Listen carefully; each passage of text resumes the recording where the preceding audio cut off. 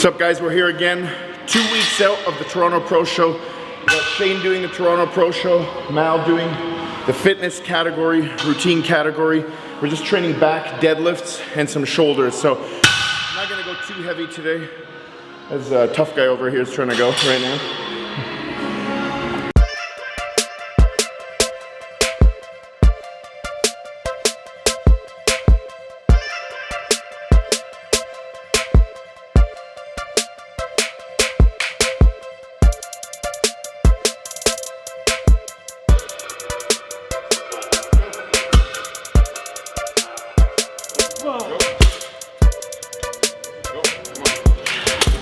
So that was dead stop presses, and the reason why we do dead stop presses is that we could deload the weight, right? So what happens typically when people are pressing and they're not cognizant of bringing the weight all the way down is that one of two things. They're either eccentrically loading the muscle, so on the way down they're loading the muscle so that they can use momentum to concentrically contract the muscle, right? So on the way down, what he would be doing, he'd bring it down and he'd bounce out of the bottom, use momentum to come up, right? So we deload the weight completely out of the bottom. Why? Because from this point up to there, that's where the shoulder works mostly, right? So the shoulder works from here to here and then works as a stabilizer beyond that point. So we want to work the shoulder at its most at the range of motion where it's utilized the most, right? So what happens typically is people avoid that range and they're using their triceps, because if you don't come down below parallel, you're typically and primarily using your triceps, right? So we want to use the shoulder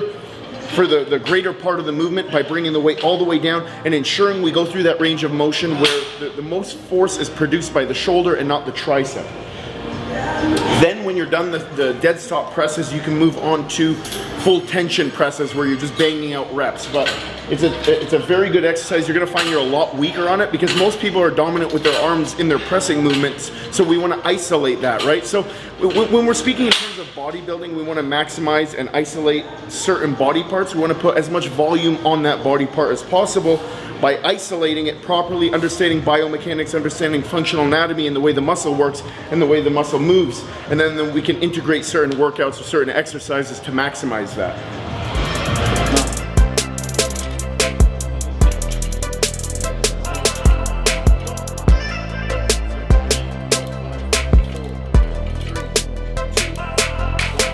Go.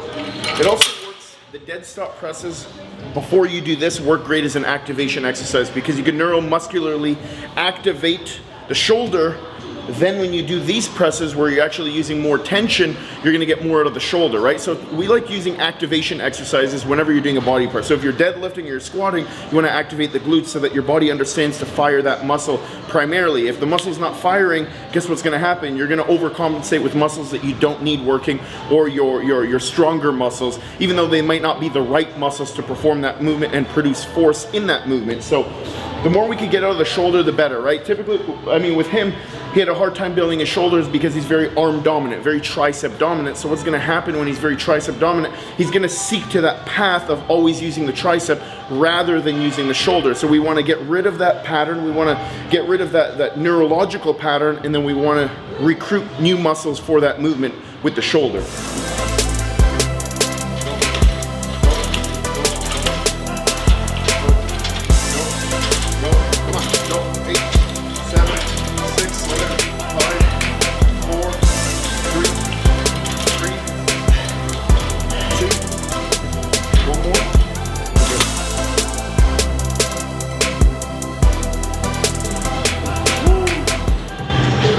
You know, one thing we find with a lot of people is that they rely on a lot of cardio because they don't train properly, they don't train hard, their intensity or their density of workout is not that great, right? So what happens is they come in the gym, they're following a program, but the effort that they put into that program and the effort that they put into the exercise is not that great. And what ends up happening is you rely on more cardio to get leaner. And it's a vicious cycle because the more cardio you rely on to get leaner, the weaker you're gonna get in the workout because you have less energy.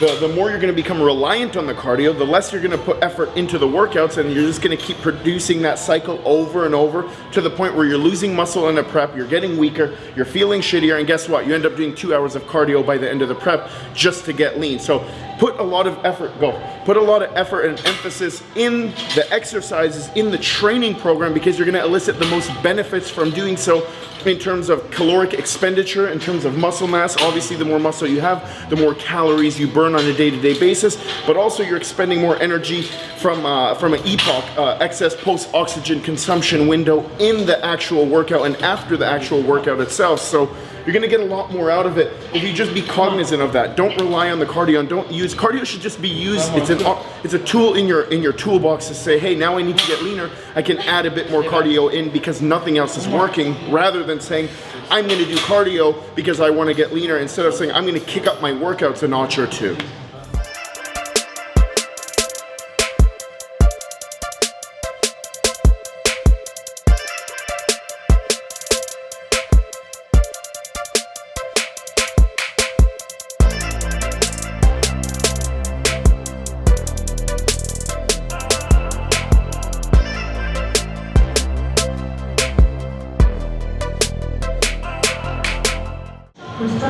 Right, as you can see, we've done a very good job at keeping the fullness. We obviously want to get tighter, we want to get leaner, but the fullness of the muscle is pretty good, and that was what we were emphasizing a lot this year, to do less cardio, put more volume in the muscle, more frequency on certain weeks. Obviously periodize the workout so that, you know, based on how he looks, we're being very intuitive. You know, if he looks too depleted, we'll pull back. If he doesn't look depleted enough, we can push. So it's just a constant balancing act of pushing forward and pulling back when you see the body needs it. And that's understanding the physiological responses that occur in the body, and then predicting the patterns, understanding the patterns, and then predicting what's going to happen as the weeks and as the days progress, right? So we've done a good job of that. We still need to get quite a bit leaner, which we will in the next few weeks, right? Adding in more cardio, dropping a few calories off. So everything's coming in according to plan, but we're significantly better than the years previous, and that's what's most important.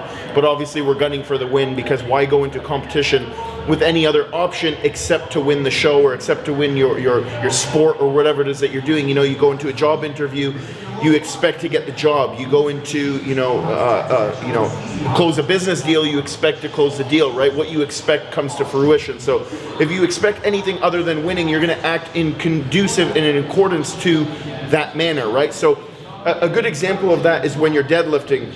You know, when you walk up to the bar, in your mind, you should already expect that you've already done the deadlift. You should already expect that you have done it. Even if you haven't done it, you should visualize how you've done it and how it happens in your mind before you do it, and therefore your body's going to act in accordance to that. So if you approach a deadlift or you approach a squat with doubt in your mind, your muscles aren't going to fire in the manner that, hey, it's going to happen, because you have doubt that it may happen. Your body's going to function only in response and conducive to your thought process. So if you sit there and you think to yourself, I may not get this bar up, guess what's going to happen? Your body's not going to push to its absolute extreme limits. You know, you hear of stories where, you know, a mother picks up a car because her kid's trapped underneath it. That's not fake. That's actually reality, because when your body's in a fight or flight response mode, which you can train yourself to be in, your body will push itself to its capacity and to its limits. But most people never get to that point. Most people don't utilize more than about 10% of their mental capacity or their mind, because they simply don't know how to tap into that, and they have a lot of doubt, they have a lot of fear, they have a lot of anxiety towards doing things. And guess what happens when you approach things in that manner? You're going to act in that manner, in the manner that you think. So you always got to think, obviously, the most optimistic way. You got to think the most positive way. You got to think the most confident way in order to produce confident, optimistic, and positive results. You're only as good as your mind. You're only as good as the way you think. And if you think negative, guess what's going to happen? You're going to attract negative, you're going to become negative, and you're going to do negative. Ready?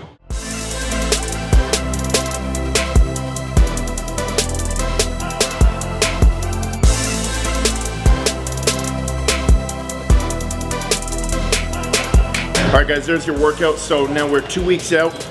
We're gonna get some footage backstage at the actual show, so stay tuned, subscribe to the YouTube channel, comment below, tell us what you guys wanna see. We're gonna make this a weekly or a bi-weekly thing to ensure that you guys get a lot of footage, education, knowledge from our team, so you can understand what it's like to go through a prep, to understand the motivation, the mindset, also the training principles, the nutrition of what it takes to take your physique from maybe 60% to 100%, or from 80% to 100%, regardless of your goal, just to get better. So make sure to subscribe, follow us all on Instagram, follow at Amer the Hammer, Mal Fierce Fitness, Shane MKN, and Hammer Fitness. Team Hammer out.